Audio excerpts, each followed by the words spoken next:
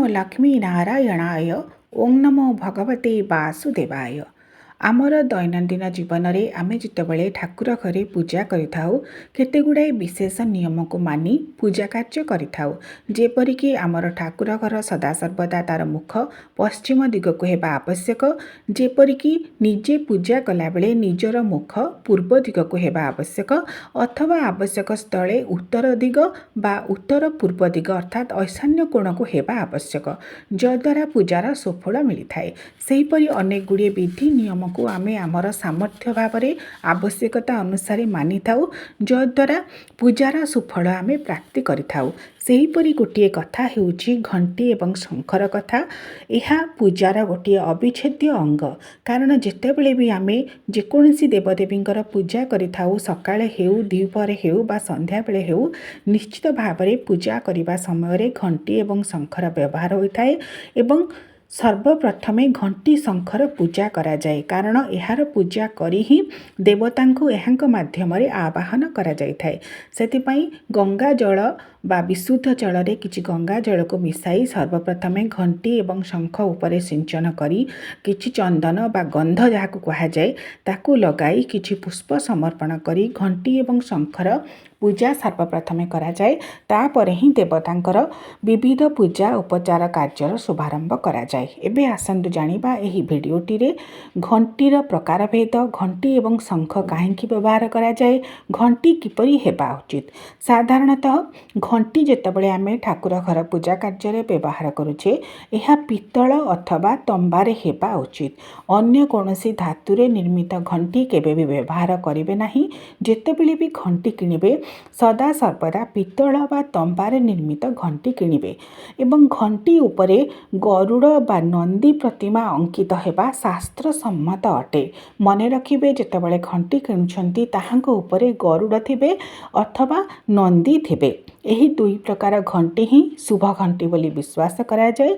सेतिपई घंटी उपरे गरुड़ जोड़हस्त मुद्रारे थिबा अथवा नंदी प्रतिमा बसिथिबा भंगिरे शिव शंभु शंकर को चाहिथिबा दृष्टि रे रहिथिबा एही दुई चिन्ह अंकित थिबा घंटी ही पूजा योग्य। सेतिपई ठाकुर घरे एही दुई प्रकार घंटी को रखा जाए।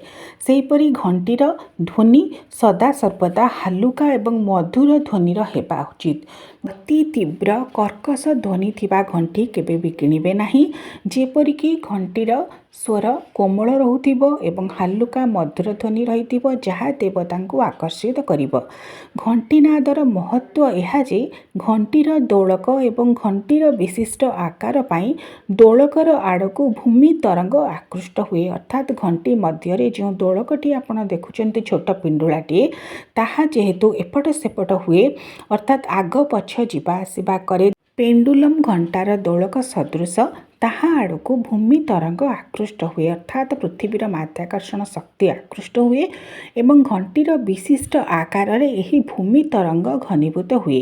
घंटी नाद करा जिबा समय रे घंटी रे घनीभूत वायुमंडलर तरंग रे गोटे प्रकार कंपन सृष्टि हुए, जेउथुरु कि नाद शक्ति सृष्टि हुए एवं नाद शक्ति ब्रह्मांडर ब्रह्म तत्व आड़क आकृष्ट हुए। जो निर्गुण निराकार परम ब्रह्म परमेश्वर परमात्मा को आमे आवाहन करिथाउ, पूजा करिथाउ विभिन्न सगुणात्मक देवदेवी स्वरूप रे तांकरी आड़को घंटीर ध्वनि आकृष्ट होइथाए। तेणु घंटी नादरु ब्रह्मांड रे विद्यमान ब्रह्म तत्व जागृत हुए एवं एही ब्रह्म तत्व रे जो रजगुणी मारक नाद तरंग जो पातालु प्रक्षेपित कष्टदायक शक्ति सबू अच्छी, घंटी नाद द्वारा समस्त प्रकार रोग शोक दुख शोक पाप ताप रजतम कणार विघटन हुए, अर्थात सर्व प्रकार मारक शक्ति घंटी नाद द्वारा उभेई जाइथांती। घंटी नाद द्वारा नाद ब्रह्म बा ब्रह्म नाद सृष्टि हुए। जो नाद ब्रह्म शिव शंभुंक डंबरु नाद द्वारा सृष्टि होता है। विश्वास करा जाए सही नाद ब्रह्म पृथ्वीर ब्रह्मांडर कोणे अनुकोणे विविध शक्ति द्वारा तरंगायित होई प्रक्षेपित होई लुचि रही थाए। घंटनाद बा ଘଣ୍ଟି ନାଦ କରିବା ଦ୍ୱାରା ସେହି ନାଦ ଶକ୍ତି ନାଦ ବ୍ରହ୍ମ ଜାଗ୍ରତ ହୋଇଥାନ୍ତି। ତେବେ ଗୃହମାନଙ୍କରେ ଆମେ ଘଣ୍ଟ ବଜାଇବା ଉଚିତ ନୁହେଁ। କେବଳ ବିଶେଷ ପର୍ବପର୍ବାଣୀ ଉତ୍ସବମାନଙ୍କରେ ଘଣ୍ଟ ବଜାଯାଏ। ଅନ୍ୟ ସମୟରେ ପ୍ରତ୍ୟେକ ଦିନ ପୂଜା ସମୟରେ ସକାଳେ ବା ସନ୍ଧ୍ୟାରେ କେବଳ ଘଣ୍ଟି ନାଦ କରାଯିବା ହିଁ ଆବଶ୍ୟକ। ଘଣ୍ଟି ନାଦ ଦ୍ୱାରା ବାୟୁମଣ୍ଡଳ ଘରର ଚତୁଃପାର୍ଶ୍ୱରେ ଗୋଟିଏ ପ୍ରକାର ସାତ୍ତ୍ୱିକ ତରଙ୍ଗ ସୃଷ୍ଟି ହୁଏ, ଯାହା ବ୍ୟକ୍ତିକୁ ପରମାତ୍ମାଙ୍କ ପାଖରେ ଅନୁଭବ ହେଲା ଭଳି ତାକୁ ଅନୁଭୂତ ହୁଏ ଏବଂ ସାତ୍ତ୍ୱିକ ତରଙ୍ଗର ପ୍ରଖରତା ଯୋଗୁଁ ନିଜ ମଧ୍ୟରେ ସେ ଦିବ୍ୟତା ଚେତନା ଅନୁଭବ କରେ ଏବଂ ଯେଉଁ ଦେବଦେବୀଙ୍କୁ ଉପାସନା କରୁଥାଏ ତାଙ୍କ ପାଖକୁ ପହଞ୍ଚିବାର ଗୋଟିଏ ପ୍ରକୃଷ୍ଟ ମାଧ୍ୟମ ବୋଲି ଘଣ୍ଟନାଦ ବା ଘଣ୍ଟି ନାଦକୁ ବିଶ୍ୱାସ କରାଯାଏ। ଘଣ୍ଟି ନାଦ ଦ୍ୱାରା ଦେବଦେବୀଙ୍କ ଠାରୁ ପ୍ରକ୍ଷେପିତ ସାତ୍ତ୍ୱିକ ତରଙ୍ଗ ମଧ୍ୟ ଜୀବ ଆଡ଼କୁ ଅଧିକରୁ ଅଧିକ ପରିମାଣରେ ଆକର୍ଷିତ ହୋଇ ଆସିଥାଏ। ସେଥିପାଇଁ ଘଣ୍ଟି ନାଦ କରିବା ଦ୍ୱାରା ପୂଜାର ସୁଫଳ ମିଳିଥାଏ ବୋଲି ବିଶ୍ୱାସ କରାଯାଏ। ତେବେ ମଧୁର ଧ୍ୱନି ଥିବା ଘଣ୍ଟି ନାଦ ଦ୍ୱାରା ଦେବତା ଆକର୍ଷିତ ହୋଇଥାନ୍ତି ଏବଂ ଦେବତାଙ୍କ ଦ୍ୱାରା ପ୍ରକ୍ଷେପିତ ତରଙ୍ଗ ଭକ୍ତ ଆଡ଼କୁ ମଧ୍ୟ ଆସିଥାଏ ବୋଲି ବିଶ୍ୱାସ କରାଯାଏ। ଆହୁରି ମଧ୍ୟ ଘଣ୍ଟି ଜଳର ଅନେକ ସୁଗୁଣ ମଧ୍ୟ ରହିଛି। ସ୍ୱାସ୍ଥ୍ୟ କ୍ଷେତ୍ରରେ ଅନେକ ଥର ଘଣ୍ଟିର ନାଦ କରି ପ୍ରତ୍ୟେକ ଥର ସେହି ଘଣ୍ଟିକୁ ଗୋଟିଏ ଥାଳିରେ ନେଇ ଜଳରେ ବୁଡ଼ାଇବା ଦ୍ୱାରା ସେହି ଜଳରେ ଔଷଧୀୟ ଗୁଣ ଉତ୍ପନ୍ନ ହୁଏ ଏବଂ ଯଦି ବିକାର ବାତ ପିତ୍ତ କଫ ଏସବୁ ବିକାର ଯଦି ଶରୀରରେ ପ୍ରବଳ ହେଉଥାଏ ତେବେ ଘଣ୍ଟି ଜଳ ଚିକିତ୍ସା ଦ୍ୱାରା ମଧ୍ୟ ବିଶେଷ ଉପକାର ହୁଏ ବୋଲି ବିଶ୍ୱାସ କରାଯାଏ। ଏବେ ଆସନ୍ତୁ ଜାଣିବା ଶଙ୍ଖ ସମ୍ପର୍କରେ ସବିଶେଷ କଥା। ଶ୍ରୀହରି ନାରାୟଣ ବିଷ୍ଣୁଙ୍କର 4 ଆୟୁଧ ମଧ୍ୟରୁ ଶଙ୍ଖ ହେଉଛି ଗୋଟିଏ ଆୟୁଧ। ଯେଉଁ ଶଙ୍ଖକୁ ସେ ହସ୍ତରେ ଧାରଣ କରିଥାନ୍ତି ତାହାକୁ ପାଞ୍ଚଜନ୍ୟ ଶଙ୍ଖ ବୋଲି କୁହାଯାଏ। ତେବେ ଘରମାନଙ୍କରେ ସାଧାରଣତଃ ଦକ୍ଷିଣାବର୍ତ୍ତୀ ଶଙ୍ଖକୁ ରଖି ଆମେ ପୂଜା କରିଥାଉ ଏବଂ ଶଙ୍ଖ ଦ୍ୱାରା ମଧ୍ୟ ଦେବତାଙ୍କୁ ଆବାହନ କରାଯାଏ। 3.5 ଥର ଶଙ୍ଖ ଧ୍ୱନି ନିନାଦିତ କରାଯାଏ ଦେବଦେବୀଙ୍କୁ ଆକୃଷ୍ଟ କରିବା ନିମିତ୍ତ। ଶଙ୍ଖର ମୂଳ ଭାଗରେ ଚନ୍ଦ୍ର, ପାର୍ଶ୍ୱରେ ବରୁଣ, ପୃଷ୍ଠଭାଗରେ ପ୍ରଜାପତି ଏବଂ ଅଗ୍ରଭାଗରେ ଗଙ୍ଗା ସରସ୍ୱତୀ ବାସ କରନ୍ତି ବୋଲି ବିଶ୍ୱାସ କରାଯାଏ। ସେଥିପାଇଁ ଦେବତା ପୂଜନ ଏବଂ ଆରତି ଆରମ୍ଭ କରିବା ପୂର୍ବରୁ ଶଙ୍ଖନାଦ କରାଯାଏ। ଶଙ୍ଖନାଦ ପାଇଁ ସାଧାରଣତଃ ବାମମୁଖୀ ଶଙ୍ଖର ଉପଯୋଗ କରାଯାଏ। ଶଙ୍ଖ ସାଧାରଣତଃ 2 ପ୍ରକାର ହୋଇଥାଏ, ବାମମୁଖୀ ଏବଂ ଦକ୍ଷିଣମୁଖୀ। ସାଧାରଣତଃ ଦକ୍ଷିଣାବର୍ତ୍ତ ଶଙ୍ଖକୁ ଆମେ ଗୃହମାନଙ୍କରେ ପୂଜା କରିଥାଉ। ପଞ୍ଚୋପଚାର ବିଧିରେ ଠାକୁରଙ୍କ ଖଟୁଳି ପାଖରେ ଶ୍ରୀହରି ନାରାୟଣ ବିଷ୍ଣୁଙ୍କର ଶାଳଗ୍ରାମ ଅଥବା ଫଟୋଚିତ୍ର ପାଖରେ ରଖି ଏବଂ ବାମମୁଖୀ ଶଙ୍ଖ ଯାହାକୁ ବଜାଯାଏ ତାହାକୁ ଅନ୍ୟ ଏକ ସ୍ଥାନରେ ପିତ୍ତଳ ଥାଳି ଉପରେ ପାଟ କପଡ଼ା ଉପରେ ରଖି ସକାଳେ ଏବଂ ସନ୍ଧ୍ୟାବେଳେ ତଥା ପୂଜା ସମୟରେ ଆଳତି ସମୟରେ ବଜାଯାଇଥାଏ। ଦେବତା ପୂଜନ ପୂର୍ବରୁ ଏବଂ କଳସ ପୂଜା ପରେ ସର୍ବପ୍ରଥମେ ଘଣ୍ଟି ପୂଜା ଶଙ୍ଖ ପୂଜା କରାଯାଏ। ତାହା ଉପରେ ଚନ୍ଦନ ପୁଷ୍ପ ତୁଳସୀ ପତ୍ର ଚଢ଼ାଯାଏ।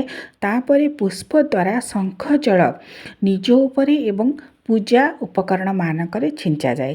ଏହାଦ୍ୱାରା ଶରୀର ଶୁଦ୍ଧିକରଣ ହୁଏ, ସ୍ଥାନ ଶୁଦ୍ଧିକରଣ ହୁଏ। ଦେବତାଙ୍କୁ ମଧ୍ୟ ଶୁଦ୍ଧିକରଣ ସମୟରେ ଶଙ୍ଖ ଜଳକୁ ସିଞ୍ଚନ କରାଯାଏ। କେବଳ ଶିବଙ୍କ ଲିଙ୍ଗ ଉପରେ ରୁଦ୍ରାଭିଷେକ କରିବା ସମୟରେ ଶଙ୍ଖ ଜଳର ବ୍ୟବହାର କରାଯାଏ ନାହିଁ। ସର୍ବପ୍ରକାର ବିଷ୍ଣୁ ପୂଜା ଏବଂ ଅନ୍ୟ ଦେବତାଙ୍କ ପୂଜା ସମୟରେ ଶଙ୍ଖ ଜଳର ବ୍ୟବହାର କରାଯାଏ। ଶଙ୍ଖର ଜଳକୁ ଗଙ୍ଗା ଜଳ ପରି ପବିତ୍ର ମାନ୍ୟତା ଦିଆଯାଇଛି। ଶଙ୍ଖ ଜଳର ଉପଯୋଗ ଦେବତାଙ୍କର ଅଭିଷେକ କରିବା ପାଇଁ ଗୋଟିଏ ପ୍ରକୃଷ୍ଟ ମାଧ୍ୟମ ବୋଲି ବିଶ୍ୱାସ କରାଯାଏ। ଶଙ୍ଖନାଦ ଯୋଗୁଁ ସର୍ବପ୍ରକାର ନକାରାତ୍ମକ ଶକ୍ତି ଦୂରୀଭୂତ ହୁଏ। ତେବେ ଯେତେବେଳେ ପୂଜା ଘରେ ଶଙ୍ଖ ରଖୁଛନ୍ତି ଶଙ୍ଖର ସଂକୀର୍ଣ୍ଣ ଭାଗ ସଦାସର୍ବଦା ଦେବତାଙ୍କ ଆଡ଼କୁ ରଖନ୍ତୁ। ଶଙ୍ଖର ମୁଖକୁ ନିଜ ଆଡ଼କୁ ରଖନ୍ତୁ, କାରଣ ଶଙ୍ଖର ସଂକୀର୍ଣ୍ଣ ଅଂଶରେ ଥିବା ରିକ୍ତ ସ୍ଥାନରେ ଦେବତାଙ୍କ ଠାରୁ ପ୍ରକ୍ଷେପିତ ତରଙ୍ଗାୟିତ ଶକ୍ତି ସଞ୍ଚିତ ହୁଏ ଏବଂ ଦେବତାଙ୍କ ଠାରୁ ପ୍ରକ୍ଷେପିତ ଏହି ସଗୁଣ ତରଙ୍ଗାୟିତ ଶକ୍ତିର ସଞ୍ଚୟ ଯେତେବେଳେ ଜୀବର ଭାବ ଆଡ଼କୁ ପ୍ରକଟିତ ହୁଏ ସେହି ସମୟରେ ଏହି ଶକ୍ତି ସଞ୍ଚୟର ତରଙ୍ଗର ରୂପାନ୍ତର ମାରକ କିରଣ ରୂପୀ ତରଙ୍ଗରେ ହୁଏ, ଯାହା ସର୍ବପ୍ରକାର ମାରକ ଶକ୍ତି ଅର୍ଥାତ୍ ନକାରାତ୍ମକ ଶକ୍ତିକୁ ଦୂରୀଭୂତ କରେ। ଶଙ୍ଖନାଦ ଦ୍ୱାରା ନିଜର ପରିବେଶ ଠାକୁର ଘର ଚତୁଃପାର୍ଶ୍ୱରେ ଏକ ପ୍ରକାର ସକାରାତ୍ମକ ଊର୍ଜା ଆଧ୍ୟାତ୍ମିକ ଊର୍ଜା ଦେବତ୍ୱ ଭାବ ସୃଷ୍ଟି ହୁଏ ଏବଂ ଏହା ଗୋଟିଏ ପ୍ରକାର ବର୍ତ୍ତୁଳାକାର ଆଧ୍ୟାତ୍ମିକ ଊର୍ଜା ସୃଷ୍ଟି କରେ ବୋଲି ବିଶ୍ୱାସ କରାଯାଏ। ଶଙ୍ଖର ଛିଦ୍ରରୁ ବାହାରୁଥିବା ଗୋଲାକାର ତରଙ୍ଗ ଦ୍ୱାରା ଗୃହ ମଧ୍ୟରେ ଈଶ୍ୱରୀୟ ମାରକ ଚୈତନ୍ୟର ମାତ୍ରା ଅତିମାତ୍ରାରେ ସୃଷ୍ଟି ହୁଏ, ଯାହାକି ସମସ୍ତ ପ୍ରକାର ଅନିଷ୍ଟକାରକ ଶକ୍ତିକୁ ଧ୍ୱଂସ କରିଥାଏ ଏବଂ ଶଙ୍ଖନାଦରୁ ନିର୍ଗମିତ ନାଦ ଶକ୍ତି ଦ୍ୱାରା ଊର୍ଦ୍ଧ୍ୱ ଦିଗକୁ ନାଦ ଶକ୍ତି ପ୍ରକ୍ଷେପିତ ହୋଇ ବ୍ରହ୍ମାଣ୍ଡର ସୂକ୍ଷ୍ମତର ତରଙ୍ଗ ଜାଗ୍ରତ ହୁଏ ଏବଂ ଅଳ୍ପ ସମୟରେ ବାତାବରଣରେ ବିଦ୍ୟମାନ ସମସ୍ତ ପ୍ରକାର ସତ୍ତ୍ୱ ରଜ ତମ କଣାର ବିଘଟନ ହୁଏ। ଅର୍ଥାତ୍ ସୂକ୍ଷ୍ମ ଅର୍ଥରେ କହିବାକୁ ଗଲେ ସମସ୍ତ ପ୍ରକାର ମାରକ ଶକ୍ତି, ନକାରାତ୍ମକ ଶକ୍ତି, ଦୁଷ୍ଟ ଗ୍ରହ ଶକ୍ତି ଯାହା ବି ଘରକୁ କବଳିତ କରି ରଖିଥାଏ ଅଥବା ମନୁଷ୍ୟକୁ କବଳିତ କରି ରଖିଥାଏ, ସମସ୍ତ ପ୍ରକାର ତମ ଗୁଣ, ବିକାରଗ୍ରସ୍ତ ଗୁଣ ଏସବୁ ଶଙ୍ଖନାଦ ଦ୍ୱାରା ଦୂରୀଭୂତ ହୋଇଥାଏ। ସେଥିପାଇଁ ଶଙ୍ଖନାଦ ଦ୍ୱାରା ବ୍ୟକ୍ତିର ଆଖପାଖ ବାୟୁମଣ୍ଡଳ ସବୁକିଛି ସାଧନା ପାଇଁ, ପୂଜା ପାଇଁ, ଉପାସନା ପାଇଁ ଏକ ପ୍ରକାର ସାତ୍ତ୍ୱିକ ତରଙ୍ଗ ପ୍ରକ୍ଷେପିତ କରିଥାଏ, ଯଦ୍ୱାରା ଈଶ୍ୱର ଉପାସନା ପାଇଁ ସେହି ସ୍ଥାନଟି ପବିତ୍ରତମ ହୋଇଯାଏ।